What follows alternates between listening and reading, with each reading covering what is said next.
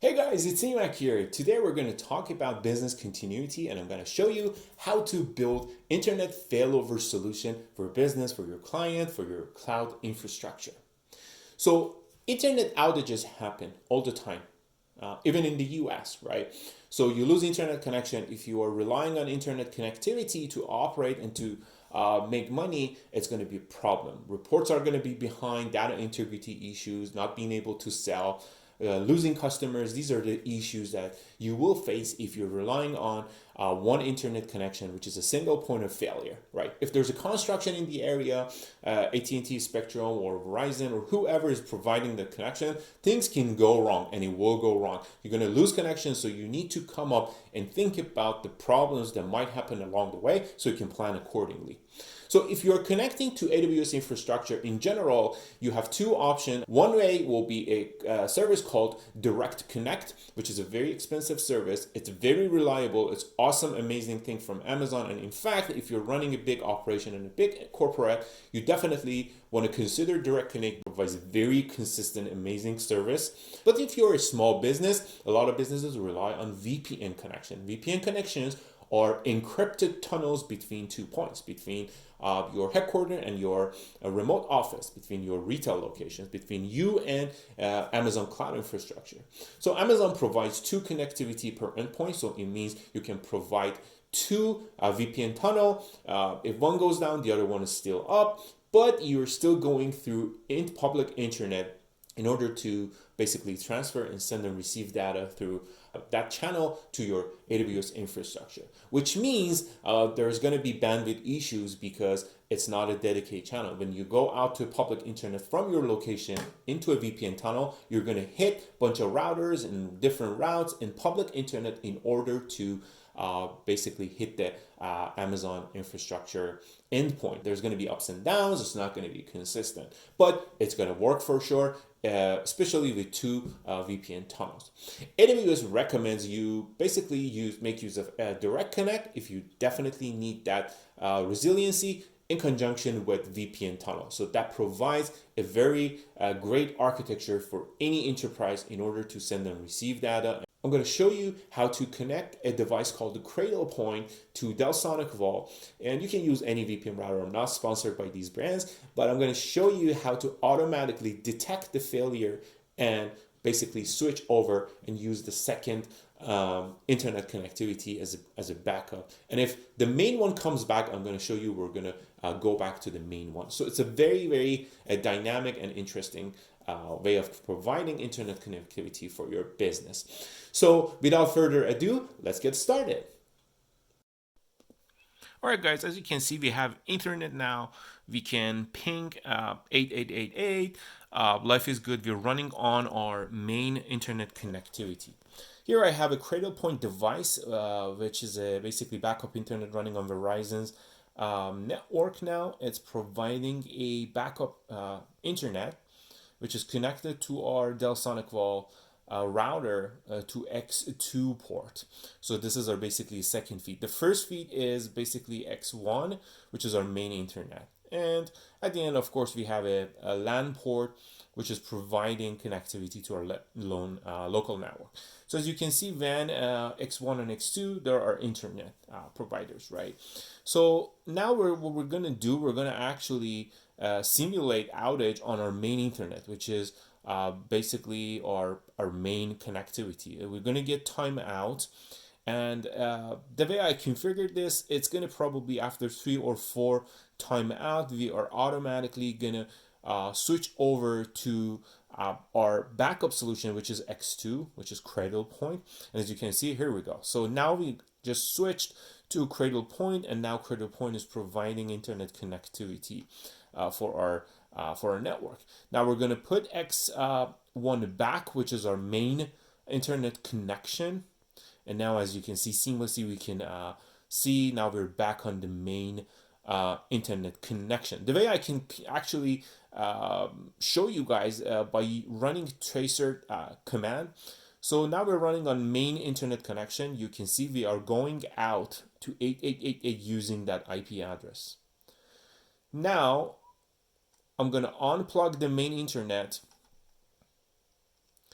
And you guys are going to see again timeout, but I'm going to prove that we're going out using Cradlepoint network this time because we just lost our main internet, right? So this is the third, and another one is going to be fourth. And then we're going to switch over to Cradlepoint. And the way we can prove that we just did that automatically, we're going to run tracer command once more. This time we're going to hit Verizon's network instead of our main internet provider. Let's take a look. There you go. As you can see, we are hitting Verizon's network now, which means we're going out using Verizon's network, not our main internet. Now we're going to put the main connection back. The main connection has been restored. We're good. And now what's going to happen, as you can see, the ping is still going without us noticing anything. But again, if we run tracer once more, we're going to see that this time we're back to our main connection, and we're going to go out using our primary internet connection. Let's confirm that.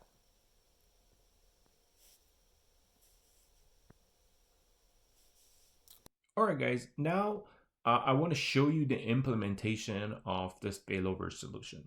So as I mentioned, I'm using a device called Cradlepoint, and it uses a basically NetCloud web interface that you can log in and remotely, configure your device. It's a very great tool. And at the same time, I do have a Dell Sonicwall tab on that I'm going to connect to it, and we're going to start configuring things accordingly. So I'm going to pause this video and log in, and we can take it from there.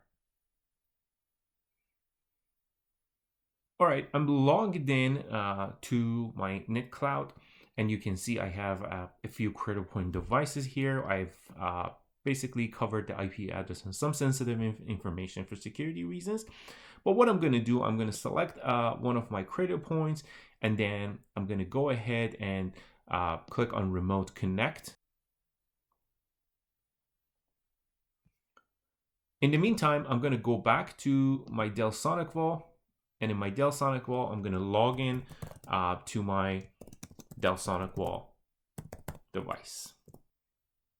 So as you can see, I have three interfaces. X0 is LAN, and X1 and X2, which we're interested in, is our WAN or internet basically connections, right? X1 is our main one, and X2 is our Cradlepoint. Go back to my NetCloud. The device comes with the user and password, and then once you log in, it has one. As you can see, it has one SIM card, which just says Verizon inside it, and then underneath, I've configured this device to have only one basically interface that uses a pass-through DHCP model. So remember, you go to the setup, and all you need here is just one interface that runs DHCP and uses a basically pass-through option in order to communicate with our VPN router. So I have an IP address of 192.168.10.1, and as you can see, I've added two virtual LANs, basically 0U and 1U, and the interface is basically active, and it acts as a pass-through, and you will see shortly why. So this is all we need to do on our Cradlepoint side. Back to our Sonicwall side. In our Sonicwall side, what we need to do once we connected and we basically got IP using DHCP because we are set for DHCP connection, all we need to do, So when we go to the failover and load balancing, the first thing that we need to do for our grouping, we go to basic failover because we have two X1 and X2 basically WAN port. Sonicwall automatically shows us this option. All I did is I added X2 to this group. So X2 was on the left side. I selected it and added to this side, and I selected the basic failover. You have different type like round robin, spillover, and ratio, which you can basically use more advanced routing policies. But in this scenario, I'm just using a basic failover. And if you go to probing section, check every 5 seconds. You can of course change this, but I recommend you keep it at 5 seconds. And basically deactivate interface after 3 missed intervals. You can put after 1, immediately switch over. So this is how I configured it, and after 2, we're going to go back to the main connection. So the probing section will basically dictate how we're going to detect a failure, right? Once you have that in place, then you have 2 interfaces, X1 and X2. All you need to do, you just go to the settings and you just select the option that says either main or basically backup target response. And what we're going to do, we're just going to select the ICMP. You can have a TCP, but I'm just going to use ICMP and 8888 as a reference. So basically the output of this probe setting, the output of this function will let us know if the failure has happened or not. So the second one, I'm going to do the same thing. I'm just going to go to ICMP, pick the ICMP, and provide the IP address that I would like to ping. And Dell Sonicwall will be able to recognize the failure.